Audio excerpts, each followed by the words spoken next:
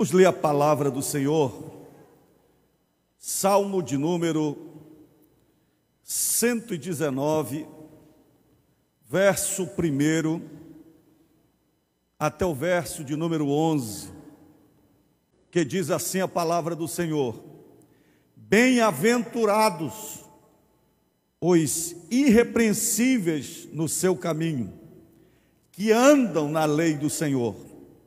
Bem-aventurados os que guardam os seus testemunhos e o buscam de todo o coração.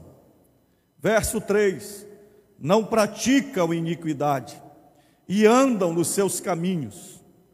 Tu ordenastes os teus preceitos para que os cumpramos à risca. Quem dera fossem firmes os meus passos, para que eu os observe, os teus decretos.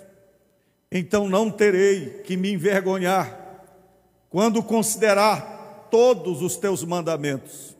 E eu te darei graças com integridade de coração, quando tiver aprendido os teus retos juízos.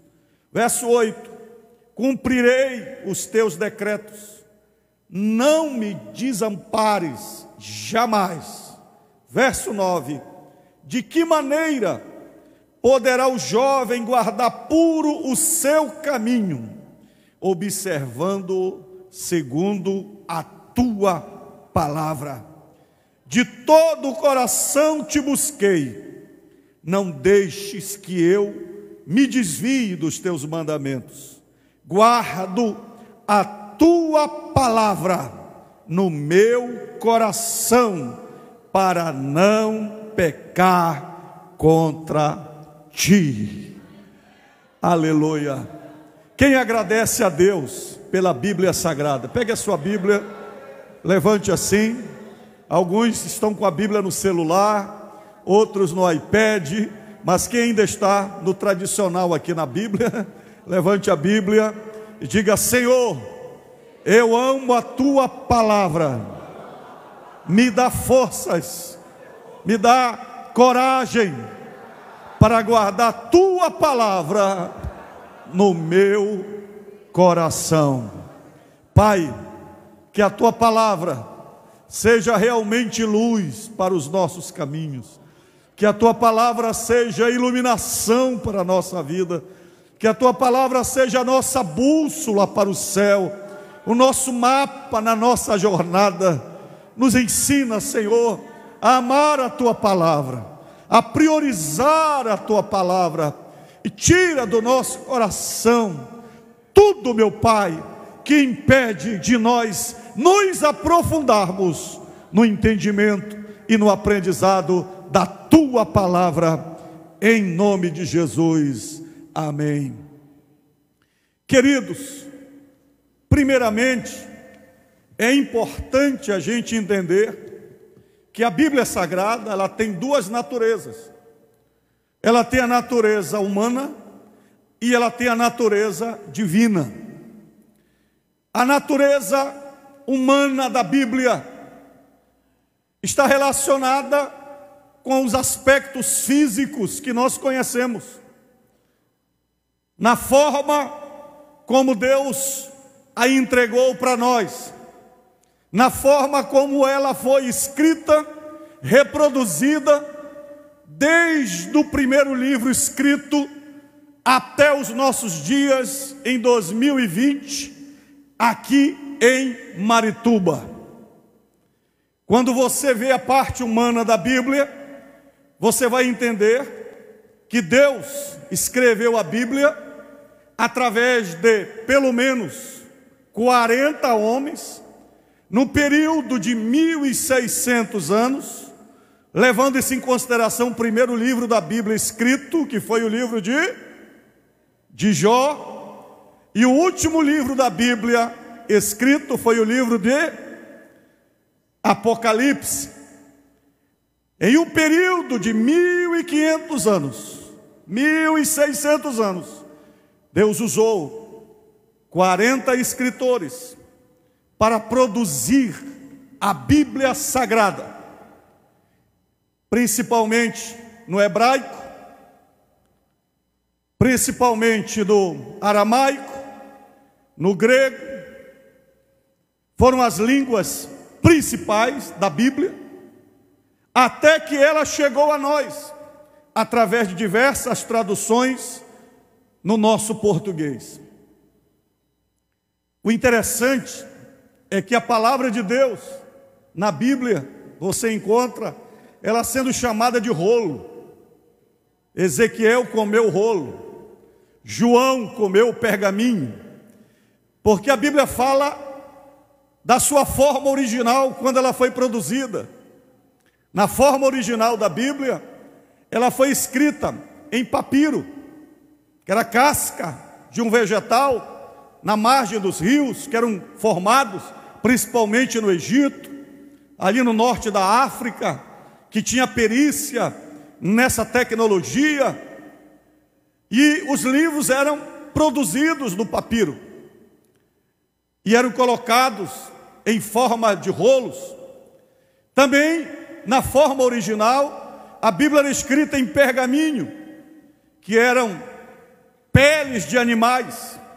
Isso mesmo, a pele do animal, que era curtida, que era preparada, e a pele do animal era usada para escrita. Não era de caneta, mas era de pena, tinteiro.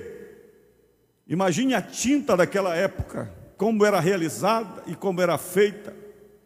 Muita gente quer colocar em dúvida a forma como a Bíblia foi escrita nesse período e tentando questionar a sua validade hoje. Mas escute bem, nós temos na Bíblia uma classe chamada de escribas.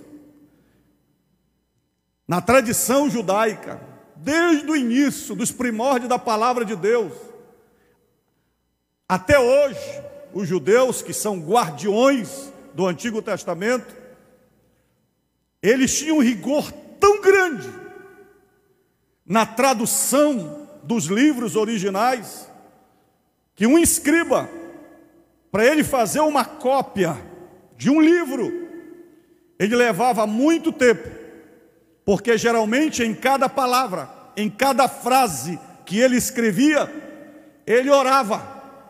E se ele estivesse na metade do livro e ele errasse, todo aquele rolo era abandonado e ele começava a escrever tudo de novo.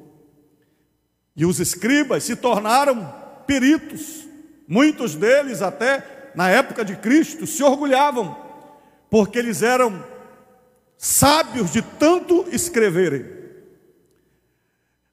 A Bíblia Sagrada, como livro, na sua forma original, não é como nós conhecemos hoje. Os livros, eles eram feitos de forma separada. E dependendo do tamanho do livro, eles eram colocados em vários rolos, como o livro de Isaías. Um livro que, na nossa versão, tem 66 capítulos. Mas escute uma coisa tremenda. A vantagem que nós temos hoje, porque naquela época a impressão não existia, e como eu falei, para se ter uma cópia da Bíblia, você tinha que ter muito recurso. E os livros ficavam guardados no templo, e quando o profeta, ou o sacerdote, ou alguém ia meditar na palavra, ele já tinha que avisar com antecedência, para que o rolo fosse separado para que ele pudesse ler. Hoje, você tem a liberdade de ter a Bíblia, a palavra de Deus, todos os livros aqui na sua mão. A Bíblia, 39 livros no Antigo Testamento, 27 livros no Novo Testamento. O Antigo Testamento, que termina no Evangelho de Malaquias. Eles não estão organizados na Bíblia por ordem cronológica. Como eu falei para vocês, é consenso de que o primeiro livro da Bíblia escrito foi o livro de Jó, ainda escrito na era patriarcal. E possivelmente o último livro escrito da Bíblia foi o livro de Malaquias. Eles não estão distribuídos em ordem cronológica. Na forma como eles estão arrumados na nossa Bíblia, os livros da Bíblia, eles estão agrupados por composição. Primeiro grupo, Pentateuco, os livros escritos por Moisés, que compõem a Torá, que é a espinha dorsal da crença e da prática da vida de Israel, e que é também a base da nossa fé de revelação. Gênesis, Êxodo, Levíticos, Números e Deuteronômio. Depois nós temos o grupo dos livros históricos, que vai de Josué a Esté. Josué, Juízes, Ruth, 1ª e 2ª Samuel, 1ª e 2ª Reis, 1ª e 2ª Crônicas, Esdras, Neemias e Esté. Depois nós temos o grupo dos poéticos. E observe que a maioria dos livros poéticos, eles estão relacionados tanto com o Pentateuco, como eles estão relacionados com os históricos. Porque os livros poéticos, eles representam a psique, a alma, o canto, a adoração a Deus em forma poética. E aí nós temos o livro de Jó, Salmos, Provérbios, Eclesiastes e Cantares de Salomão. Nós temos o grupo dos profetas. Nós temos os profetas maiores e os profetas menores. Não que os profetas maiores fossem gigantes e os profetas menores fossem anões. Está relacionado com a importância deles na prática e no ministério profético na vida do povo de Israel. Livros proféticos. O interessante é que o livro dos profetas, principalmente os profetas maiores, estão relacionados a um período de 200 anos, que são Isaías, Jeremias, Lamentações de Jeremias e Ezequiel. São os 5 livros dos profetas maiores. Nós temos os profetas menores. Alguns desses profetas, que são 12 livros menores, profetizaram junto com os profetas maiores, foram contemporâneos, viveram juntos. Alguns profetizando no norte de Israel, outros profetizando no sul, em Judá. São os livros de Oséias, Joel, Amós, Obadias, Jonas, Miqueias, Naum, Abacuque, Sofonias, Ageu, Zacarias e Malaquias. 12 livros da Bíblia. Os 39 livros do Antigo Testamento são os livros que nós aceitamos como canônicos.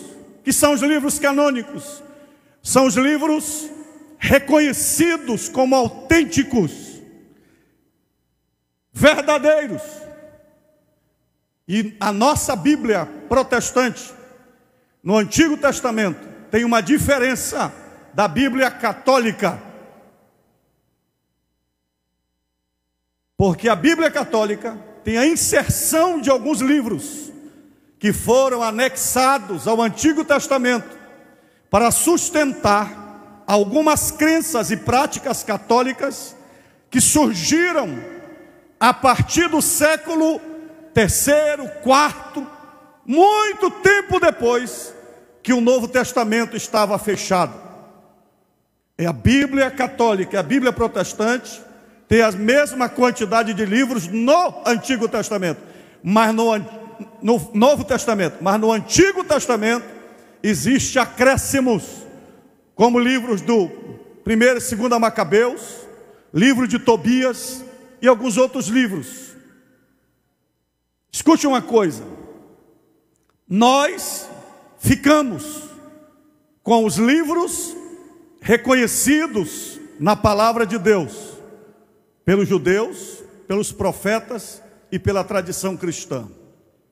O Novo Testamento também está agrupado, não em ordem cronológica, mas eles estão agrupados também por assuntos. Nós temos os evangelhos, que contam a vida de Cristo: Mateus, Marcos, Lucas e João. 3 deles chamados de sinóticos, que são os evangelhos mais parecidos, que é Mateus, Marcos e Lucas. O evangelho de João não se preocupou tanto com os fatos da vida de Cristo, mas se preocupou mais em produzir o relacionamento do Cristo, provando que ele é o Filho de Deus. Nós temos um livro histórico, que é o livro de Atos, que estamos lendo agora na escola dominical. E aí vem as cartas paulinas à igreja, que são livros de Romanos, 1 e 2 Coríntios, Gálatas, Efésios, Filipenses, Colossenses, 1 e 2 Tessalonicenses. E aí nós temos os livros e cartas paulinas a pessoas, direcionadas a personagens importantes, os líderes que compõem o seu ministério, que são os livros de 1 e 2 Timóteo, Tito e Filemão. Nós temos um livro que a autoria é desconhecida, por isso ele é classificado como livro geral, mas a tradição reconhece como escrito por Paulo, outros por Apolo, que é o livro de Hebreus. Depois nós temos as cartas gerais, chamadas gerais, que não tem endereço certo, foi escrito de uma forma geral para todas as igrejas da época, que é o livro de Tiago, 1 e 2 Pedro, 1, 2 e 3 João, e nós temos o livro de Judas. Se você já leu o livro de Judas, é como se você estivesse lendo um dos capítulos da 2ª epístola do apóstolo Paulo, do apóstolo Pedro. 2 Pedro é muito parecido com o livro de Judas. E por último, nós temos o livro da consumação. Eu aprendi algo que eu vou ensinar para vocês. Você resume a Bíblia toda em, repita comigo: criação, Israel, Cristo, igreja, consumação. Toda a Bíblia está nessas 5 classificações. Agora, escute uma coisa. Hoje, a Bíblia Sagrada está no papel, que é um avanço a partir do 2º milênio. Hoje nós temos a Bíblia Sagrada em meio digital. Aqui no meu iPad eu tenho a Bíblia em todas as versões, aqui dentro desse iPad. Eu tenho Bíblia em chinês, Bíblia que não é chinês, é o mandarim, em hebraico. Tenho a Bíblia em todas as línguas. Eu só conheço o português, normalmente o inglês, alguma coisa de espanhol, mas está aqui o milagre. Imagine você colocar todas estas Bíblias nas 200 línguas das nações. Será difícil andar com 66 livros, imagine 66 livros em todas as línguas. Aí você diz: pastor, mas o que é isso? A Bíblia diz que nos últimos dias a ciência se multiplicará. E hoje você não tem mais a Bíblia no tablet. Hoje você tem a Bíblia na chamada nuvens, nas redes sociais. Você tem a Bíblia no aplicativo.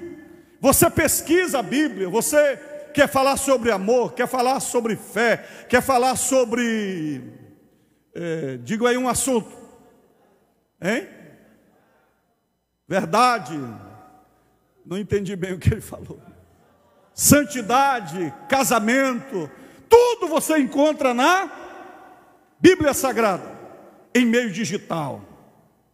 Aí você diz: pastor, mas o meio digital vale? É a Bíblia. Porque nós estamos falando da natureza da Bíblia. A natureza humana, a forma, o processo, como ela foi feita.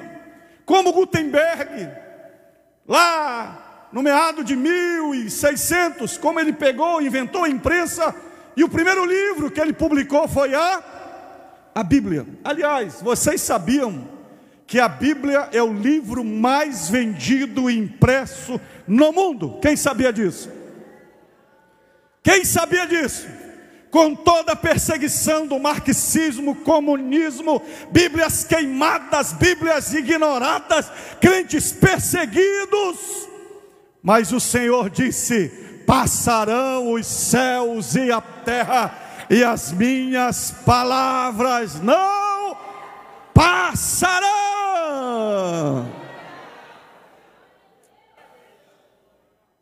Eu falei rapidamente aqui para vocês, não dá para dar um estudo bíblico, mas alguns conhecimentos para criar curiosidade no teu coração, para você pesquisar durante essa semana sobre a Bíblia e confirmar tudo que eu falei para você. Esse é o lado natural, humano da Bíblia. E se você pesquisar, todos os outros livros passaram pelo mesmo processo. Pelo mesmo processo. Mas uma coisa que eu quero dizer para você: a Bíblia tem uma outra natureza. Qual é a outra natureza da Bíblia? Ela é a palavra de Deus. Pegue um livro de Platão, pegue um livro de Aristóteles, pegue um livro, qualquer filósofo, René Descartes, qualquer filósofo, eles sempre serão um livro humano. Mas a Bíblia, ela é mais do que um livro. Ela é a palavra de Deus. Tem alguns pastores que gostam de dizer um negócio, que a Bíblia fechada, ela é um livro comum. A Bíblia aberta, ela é a palavra de Deus. Irmão, ela é fechada e aberta, ela é a palavra de Deus. Pode deixar a Bíblia fechada, pode colocar a Bíblia Sagrada aqui no teu iPad, junto com todos os outros aplicativos, mas na hora que a palavra de Deus cair no teu coração, ela é como uma semente, ela vai produzir o DNA de Deus na tua vida e no teu ser. Aí alguém diz: me dá 3 provas, pelo menos, de que a Bíblia é a palavra de Deus. Eu poderia dar muitas razões, quero só dar 3. Por que que nós cristãos cremos que a Bíblia é a palavra de Deus? Número 1, porque o autor da Bíblia é Deus. Quantos escritores escreveram a Bíblia? Quantos? 40. Entre eles, médico como Lucas, sacerdote como Esdras, guerreiros e adoradores como Davi, estadistas como Moisés, agricultores que não tinham muito papa na língua e nem muito rebuscado como Amós.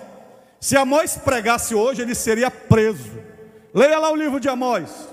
Ele chamava as mulheres de Israel, que elas vinham todas meio avançadas para a época e afrontando o profeta de Deus nas suas iniquidades. E Amós dizia: vacas de Bazã. Imagina o pastor Enaldo chamando hoje uma mulher de vaca. Preso. Preso. Ainda teria irmã aqui na igreja que ia dizer: bem feito, o pastor foi preso.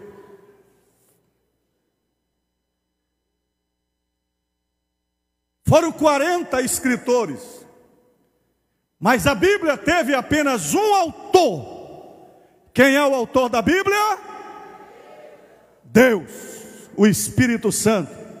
2 Pedro, capítulo 1, verso 20 ao verso de número 21 diz: primeiramente, porém, saibam que nenhuma profecia da Escritura provém de interpretação pessoal, porque nunca, jamais, qualquer profecia foi dada por vontade humana. Entretanto, homens falaram da parte de Deus, movidos pelo Espírito Santo. Diga: Paulo escreveu, mas quem falou foi o Espírito Santo.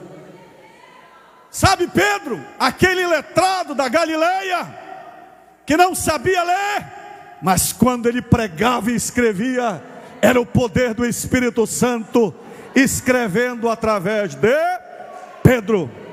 Então a palavra de Deus é fruto e produto da autoria do Espírito Santo de Deus. Essa é a primeira prova. Nenhum outro livro foi escrito por Deus.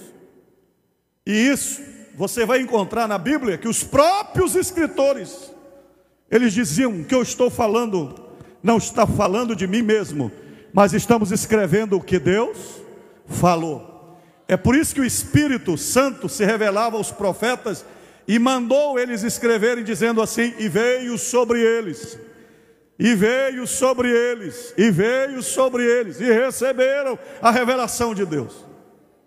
Inspiração, revelação. Eles tiveram acesso ao conhecimento oculto, encoberto. A palavra revelação na Bíblia é como tirar o pano de cima da mesa. Você prepara aquela comida gostosa e coloca o pano em cima para que a mosca não caia.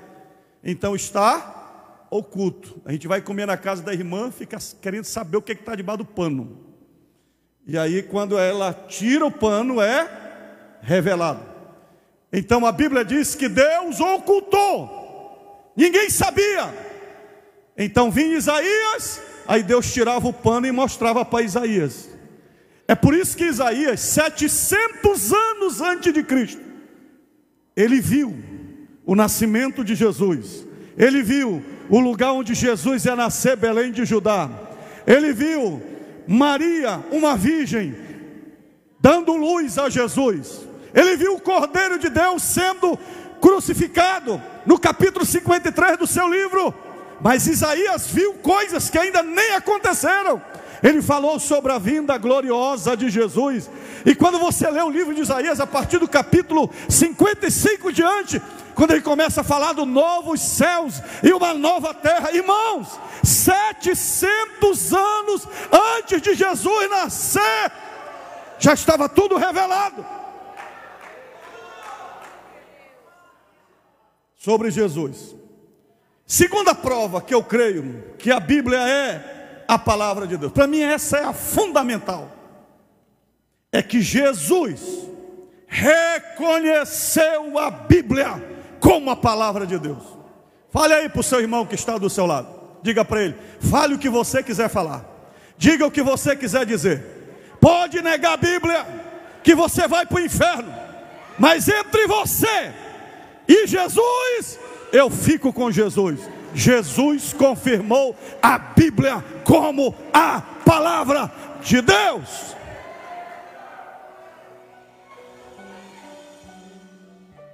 Jesus confirmou a Bíblia como a palavra de Deus no dia da apresentação dele, quando Simeão pegou Jesus nos braços e disse: Senhor, despede agora o teu servo em paz, porque os meus olhos viram a salvação de Israel, conforme está na palavra. Quando Jesus entrou no templo, em Lucas 4, verso 18, ele mesmo pegou o livro de Isaías, sentou, pegou o livro, leu e disse: o Espírito do Senhor está sobre mim, porque o Senhor me ungiu. Isaías 61, me ungiu para pregar o Evangelho aos pobres, me ungiu para arrebentar as cadeias aos cativos, ele me ungiu para trazer visão aos cegos. Depois ele fechou o livro e disse: hoje se cumpriu esta palavra. Pergunte aí para o seu irmão, você vai ficar com esses abestados aí que estão negando a palavra de Deus, ou você vai ficar com Jesus? E eu vou dizer uma coisa a você: todos nós temos que tomar uma decisão na vida, crer ou não crer na Bíblia. Se você ler o livro Biografia de Billy Graham, foi uma das biografias que eu mais li, e mudou a minha vida, a minha concepção como pastor. Leia a biografia de Billy Graham, uma grandona. Você tem que ler assim, na maciota, sem pressa, porque é grossa. Tem mais de 500 páginas, mas você vai aprender sobre a vida de Billy Graham. Mas para mim, uma das passagens da biografia de Billy Graham é quando ele está no seminário. Eu vou dizer uma coisa para vocês: hoje esse seminário é o cemitério de muitos jovens e pastores. Porque você lê a teologia liberal, você estuda sobre a teologia da autocrítica. Você sabia que a maioria dos livros são questionados hoje pela própria teologia? Os ditos doutores, PhD em Bíblia, que em vez deles estudarem a Bíblia, eles se desviam com a Bíblia. A alta crítica. E um dia, Billy Graham, ainda no seminário, ele teve um choque com isso. E numa destas aulas, onde se estava questionando através da alta crítica e através do neoliberalismo a palavra de Deus, ele ficou em crise, ele ficou confuso, ele queria abandonar a fé. Billy Graham, leia a biografia de Billy Graham, no seminário, e ele conta na sua biografia que um dia ele orou a Deus e disse: Deus, se tu és Deus, e se realmente tu escrevestes a Bíblia através destes homens, eu quero ter um encontro contigo. Fala comigo. Eu quero sentir a tua presença. E na biografia, ele vai para um determinado lugar, onde ele encontra Deus, só ele e Deus. E aí, ele pegou a sua Bíblia, se abaixou, colocou entre os joelhos e disse: Senhor, a partir de hoje, não importa o que falem, não importa o que digam, não importa o que descubram, a partir de hoje, pode ser o homem mais erudito, mais científico, que venha contradizer a tua palavra, eu vou ficar com Jesus, que reconheceu a tua palavra, e eu quero viver morrendo pregando a tua palavra. Quando eu passei no vestibular, na década de 80, eu passei em 88, era uma onda alta do comunismo, do socialismo, na federal, o negócio lá era pesado. E alguns irmãos foram na minha casa me visitar, porque eu era coordenador de jovens, eu prego muito cedo, eu nasci e me criei na Assembleia de Deus, comecei a pregar com 14 anos de idade, com 16 anos de idade eu era dirigente de congregação, 16 anos de idade. Quando eu passei no vestibular com 17 anos, eu recebi uma comitiva em casa, e alguns irmãos piedosos disseram: Reinaldo, não vai para a federal, não entra na universidade, tu vai te desviar, a tua fé vai esfriar. Quando você estudar sobre os filósofos gregos, a alta crítica, quando você aprender sobre essas coisas, Karl Marx, não sei o que, tu vais desviar. Eu quero dizer para vocês que eu já fiz 3 cursos superiores e eu continuo amando a palavra de Deus. E eu digo: Senhor, é a tua palavra na minha vida. Levante a sua Bíblia, diga: passarão os céus e a terra, mas a minha palavra não passarão. Aleluia. Primeira prova, o autor é Deus. Segunda prova, confirmada por Jesus como palavra de Deus. E Jesus não disse mais: eu não vim para abolir a palavra, eu vim para cumprir a palavra. E quem tirar um I ou um J da lei será condenado. Terceiro lugar, por que a Bíblia é a palavra de Deus? Porque a Bíblia é relevante até hoje. Eu poderia falar da relevância da Bíblia em vários ramos, em várias áreas. Mas é muita coisa, eu não preciso nem falar. Você sabe quem que prega hoje? Não são os pastores. Eu fico assistindo em casa quando entro os jornais dizendo que o globo está aquecendo, que o ozônio está acabando, que o mar está subindo, que a terra está esquentando. Eu digo, oh Jesus, que a Covid está chegando, que a pestilência, está tudo na palavra.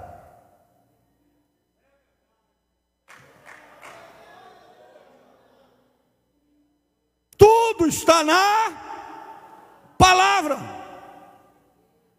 Mas a maior descoberta da ciência hoje, comprovando, é tentar entender como foi que tudo surgiu do nada. Como tudo pode surgir do nada. Aí, só que ele tenta dizer que esse nada não é Deus. Mas o que ele não entende é que a única coisa que ele fez foi aumentar mais a minha fé. A Bíblia diz que pela palavra de Deus, o visível veio do invisível. Pela palavra de Deus, aquilo que não existia tornou-se existente. Pela palavra de Deus. Eu não sei vocês, mas quando começaram a falar desse troço do DNA, de reprodução, de pegar um cabelo e fazer uma pessoa a partir do DNA do cabelo, tinha muita gente, muitos pastores que ficaram em paranoia, pastores que me ligavam e disseram, Reinaldo, agora vai acabar a fé porque descobriram o DNA. Eu disse, para com isso, seu tonto. A ciência está provando o Gênesis. A ciência está provando que aquela história da carochinha que todo mundo dizia que era, que Deus pegou a costela de Adão e fez Eva, ali está o DNA, ali está a Bíblia. Eu tinha dificuldade de pregar sobre ressurreição. Eu tinha dificuldade de pregar como é que Deus ia ressuscitar todo mundo. Imagine um pastor pregando isso há um século atrás. Paulo pregando sobre ressurreição. Quando Paulo pregou no Areópago, diz a Bíblia que todos ouviram Paulo. Mas quando ele falou em ressurreição, eles disseram, está doido.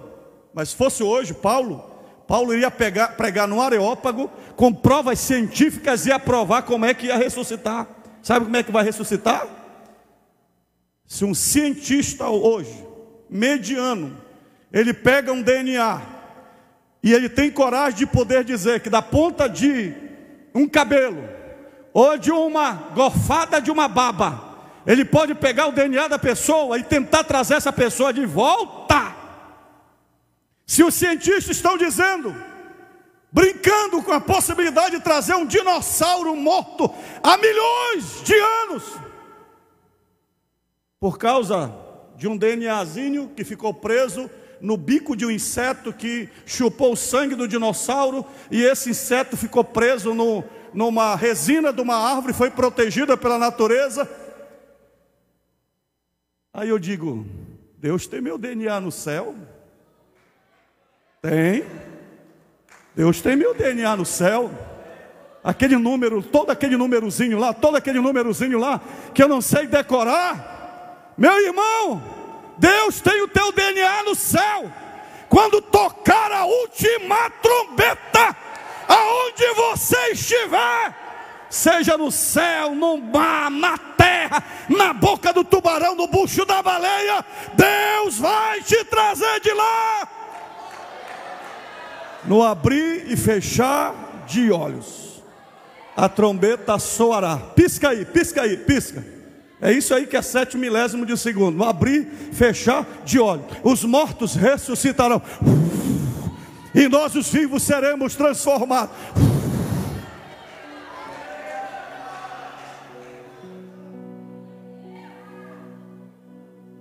A Bíblia é relevante.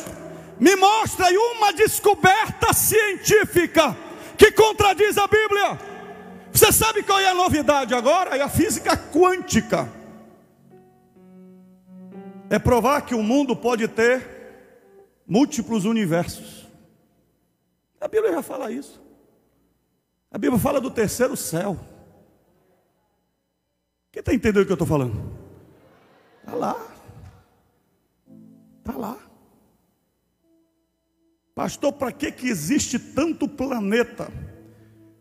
Só o nosso universo, que é a Via Láctea. A Via Láctea tem 150 bilhões de sóis igual o nosso. Só a Via Láctea tem 150 bilhões. E eu digo o seguinte: eles inventam esses números porque na verdade eles não sabem conferir. Então eles colocam logo bilhão, que é para assustar a gente.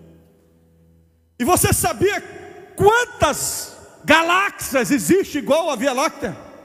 Mais 150 bilhões. E você sabe qual é a descoberta agora?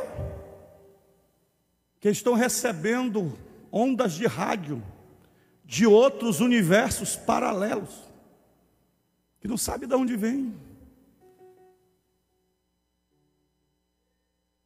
Tudo está na palavra. Tudo está aqui, ó. Tudo está aqui, ó. Levanta a sua Bíblia. Diga: a Bíblia é relevante. Palavra de Deus. Mas a maior relevância da Bíblia não é essa. A maior relevância da Bíblia está aqui no Salmo que eu li. Porque a Bíblia não é um livro científico, a Bíblia não é um livro sociológico, a Bíblia não é um livro filosófico. A Bíblia não foi feita para a gente discutir. A Bíblia não foi feita para a gente entender o sol. A Bíblia foi escrita na linguagem dos povos da época, e Deus falou com eles na linguagem que eles entendiam. Quando Josué orou a Deus e disse: Senhor, para o sol, Deus não disse: vai lá, Gabriel, vai explicar para Josué que ele está orando errado. Não é o sol que ele tem que mandar parar. Dá lá uma aula para ele, que existe um movimento de rotação, e que é a Terra em torno do seu eixo. Dá uma aula para ele de transladação, que é a Terra rodando em torno do Sol. Imagine, ele ia perder a batalha. Até hoje, você não diz que a tua barriga está crescendo. O que é que você diz? Hein? Camisa está encolhendo, e não parou de encolher até hoje. Até a roupa que você comprou ontem já encolheu. É linguagem humana. E Deus fala na tua linguagem, porque Deus conhece a tua linguagem. E teve aí um pastor nosso, muito conhecido, que criou a maior polêmica na internet, que ele queria atualizar a Bíblia. Quem é que vai atualizar? Ele que vai atualizar? Eu vou acreditar nele, na atualização dele. É claro que nós temos que estudar a Bíblia dentro da hermenêutica, que é a ciência que nos ajuda a interpretar a Bíblia, comparando texto com texto. Você nunca deve formar uma doutrina fundamentada em um único texto. Você tem que comparar a Bíblia toda, porque ela é harmônica entre si. Você tem que entender a linguagem, o português, a gramática, a coordenação das frases, entender o sujeito, todas as normas de interpretação, para que você entenda a cultura da época, a mensagem que Deus falou com aquele povo, para você trazer a mensagem para a tua realidade. Mas isso não é você querer atualizar a Bíblia, porque a palavra de Deus, ela é eterna, a palavra de Deus, ela é perfeita, a palavra de Deus é infalível, a palavra de Deus é irretocável. Porque a palavra de Deus é relevante, em primeiro lugar, porque ela traz a salvação de Deus para os nossos pecados. Essa é a maior relevação da Bíblia. Relevância da Bíblia. Ela traz a salvação dos meus pecados. Leia qualquer livro sociológico, leia qualquer livro científico, só vai aumentar a tua cabeça, o teu conhecimento. Mas se você ler a palavra de Deus e aguardar no teu coração, olha o que diz o verso 9, o verso 11: de que maneira poderá o jovem guardar puro o seu caminho, observando-o segundo a tua palavra. De todo o coração te busquei. Repita comigo: de todo o coração te busquei. não me deixes fugir aos teus mandamentos. Verso 11: guardo as tuas palavras no meu coração, para não pecar contra ti. Ou você se separa da Bíblia para ficar com o pecado, ou você se separa do pecado para ficar com a palavra de Deus. Segunda relevância da Bíblia, ela nos dá livramento das ciladas do inimigo. Veja o verso de número 170. Chegue a minha petição, estamos lendo o Salmo 119. Chegue a minha petição à tua presença, livra-me segundo a tua palavra. Vamos dizer hoje, levante a mão assim, diga: livra-me, Senhor, segundo a tua. Fala mais alto para o diabo ouvir, diga: livra-me, Senhor, segundo a tua palavra. O diabo já armou o bote lá fora, o diabo já preparou a arapuca, mas você vai andando e vai dizendo: Senhor, me livra segundo a tua palavra. Os demônios vão caindo, o inferno vai estremecendo, e Deus vai te guardando segundo a palavra. João 8, 32 e 36: conhecereis a verdade vos libertará. Se pois o Filho vos libertar, verdadeiramente sereis livres. Só quem te livra é Jesus. Terceiro lugar, a Bíblia é o reavivamento para a alma. Verso de número 25: a minha alma está apegada ao pó. Quem já esteve apegado ao pó? Como Jó, apegado ao pó, como Ana, pela humilhação, pela vergonha, pela incompreensão, tua alma está jogada lá. E aqui o salmista diz: a minha alma está apegada ao pó. Eu vou procurar o psiquiatra, o psicólogo, nada contra, faça todo o trabalho que você puder, mas olha a garantia: vivifica-me segundo a tua palavra. Leia o Salmo 23: ainda que eu ande pelo vale da sombra e da morte, não temerei mal algum, porque tu estás comigo, a tua vara e o teu cajado me consolam. Preparas uma mesa perante mim na presença dos meus inimigos, unge a minha cabeça ferida com óleo, e a cálice transborda da tua bênção.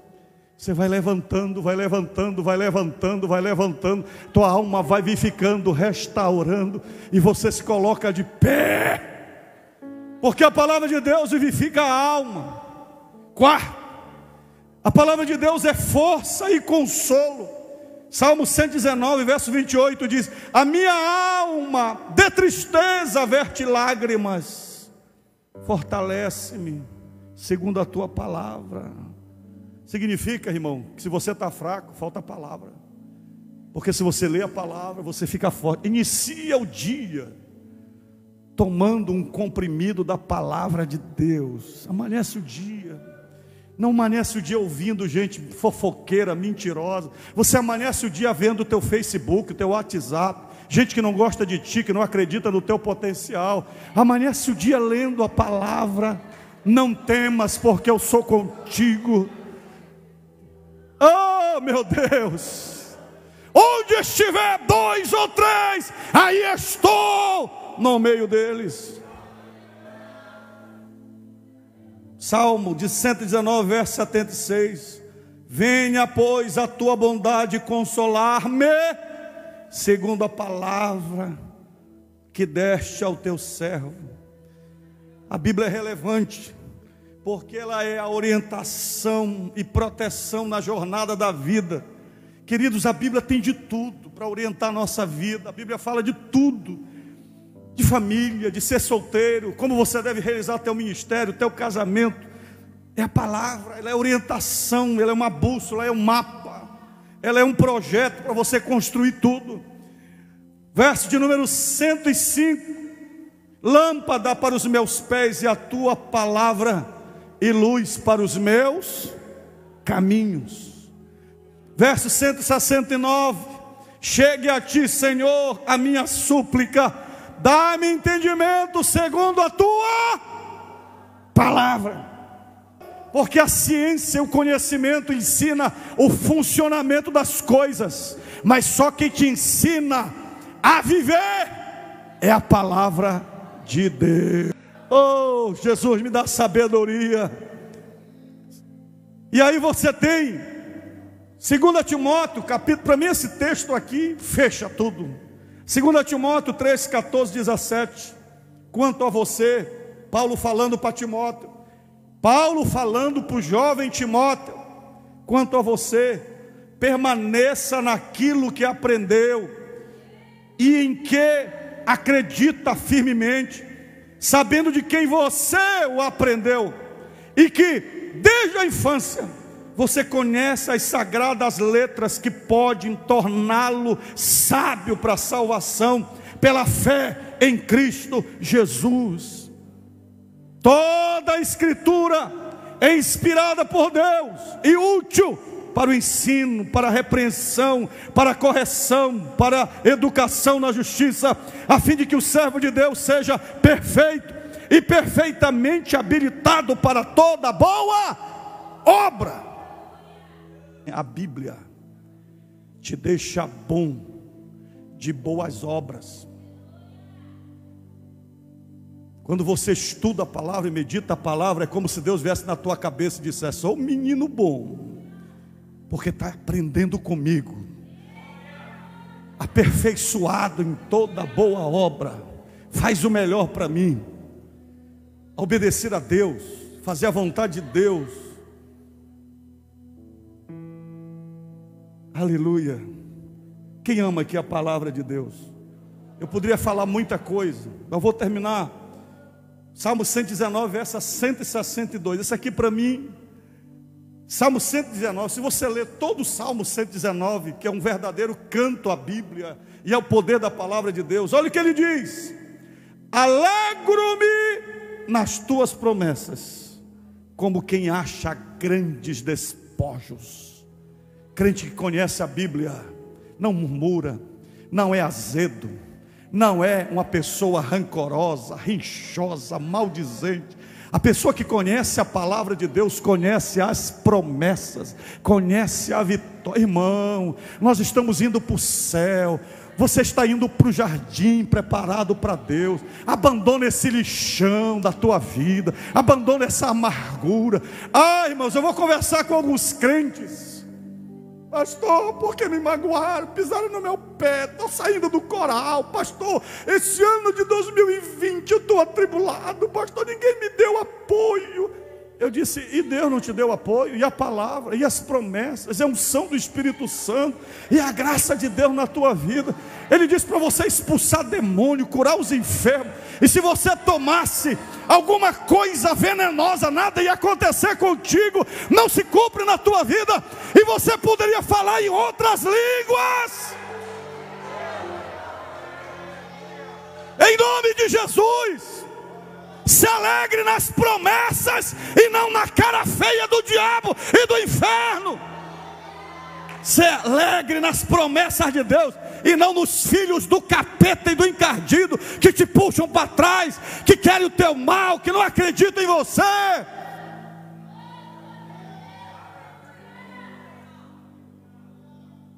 Eu estou terminando o ano. Foram poucos que ligaram para mim e disseram: pastor, parabéns pelo Reserva Jardim. Pastor, parabéns porque a gente construiu mais outro templo. São poucos. Como aqui na chegada veio uma abençoada de Deus, entregou um pacotinho e disse: pastor, isso aqui é para o Reserva Jardim. Eu fui abrir 1000 pau. Eu disse: Senhor, é isso que eu tenho que ver. Eu não tenho que ver os milagres que não acreditam. As críticas, gente que puxa para trás. Eu não tenho compromisso com vocês, não. Eu tenho compromisso com Deus, com a palavra. Você pode fazer cara feia para mim. Você pode dizer que eu sou feio, que não vai dar certo. Enquanto Deus estiver dizendo vai, eu vou. Enquanto Deus estiver dizendo vai dar certo, eu vou. Salmista diz: alegro-me nas tuas promessas. Paulo está preso em Roma, ele escreve o livro de Filipenses, é o livro mais alegre da Bíblia. Quando você lê o livro de Filipenses, dá a impressão de que Paulo estava num hotel à margem do mar Mediterrâneo, porque é o livro mais alegre da Bíblia. Ele não escreve para a igreja de Filipenses dizendo: todos me abandonaram, ninguém me visita aqui na prisão, daqui eu já vou para a glória, bando de ingrato, vocês esqueceram de mim. Não. Ele já começa lascando no capítulo 1, dizendo: é melhor eu partir, porque é melhor estar com Cristo. Mas se Ele quiser que eu ficarei para pregar o Evangelho para você. De sorte que eu não sei qual é o melhor, se é melhor ir, se é melhor eu ficar. Mas se for para ir eu vou, se for para ficar eu fico, porque eu morrer é Cristo, e eu viver é ganho. Para com essa história.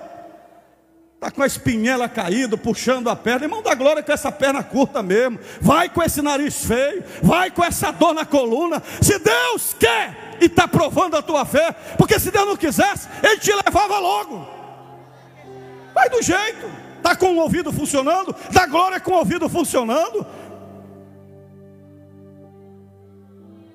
Te alegra nas promessas de Deus. Há um plano, há um propósito de Deus na tua vida. Deus vai fazer. Você baixinho, você gordinho, você altinho, você falando pouco português, você que nunca aprendeu nada, não interessa, Deus te chamou. Ele não chamou o bonzão lá que é poliglota, Ele chamou você que não tem nada, não tem preparo, mas Deus te chamou. E aí? E aí?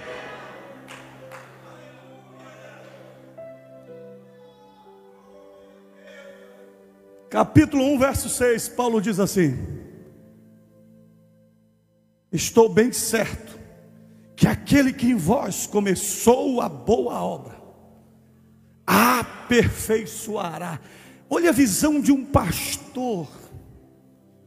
Eu estou preso, eu sou insubstituível, todas as igrejas agora vão fechar, porque não vão ter mais o apóstolo Paulo. Não, Paulo diz: eu comecei, mas Deus vai aperfeiçoar. É você, promessa. Quem tem promessa que levante a mão. Paulo dá uma aula no capítulo 4, verso 1 em diante. Ele diz: tudo que é louvável, tudo que é de boa fama, tudo que tem respeito, tudo que é justo, tudo que é verdadeiro, seja isso que ocupe o teu coração. Tira o que não presta, tira o que não vale nada, e enche o teu coração de Deus. Paulo diz: tudo posso. Capítulo 4, verso 13. O cara está preso, irmão. Roma está no cangote dele. César está dizendo: aqui tu não sai, guarda pretoriana. Mas Paulo está dizendo: tudo posso, tudo posso, tudo posso, tudo posso, tudo posso, tudo posso, tudo posso. Em quem, Paulo? Quem é teu advogado? Aquele que me fortalece. Ele me fortalece. Vai dar certo, vai dar certo. E ele termina no capítulo 19, irmãos. Capítulo 4, verso 19 de Filipenses. Ele diz assim: e o meu Deus, segundo a sua riqueza em glória, suprirá em Cristo Jesus todas as vossas necessidades. Como é que você está terminando o ano? Liso, desempregado, com a faculdade devendo. Pastor, não vai dar certo. Vai dar. Por que vai dar? Porque você tem um banco, é o banco celestial. Então eu quero que você levante as suas mãos assim, feche o olho. Esqueça teu inimigo, esqueça a tua conta bancária negativa, esqueça a tua dívida, esquece quem te desprezou hoje, esquece quem te ofendeu hoje, e profetiza para você mesmo: o meu Deus, fale, o meu Deus, segundo a sua riqueza em glória, suprirá em Cristo Jesus todas as minhas necessidades. Olha a relevância da palavra de Deus. É a Bíblia, o livro de Deus.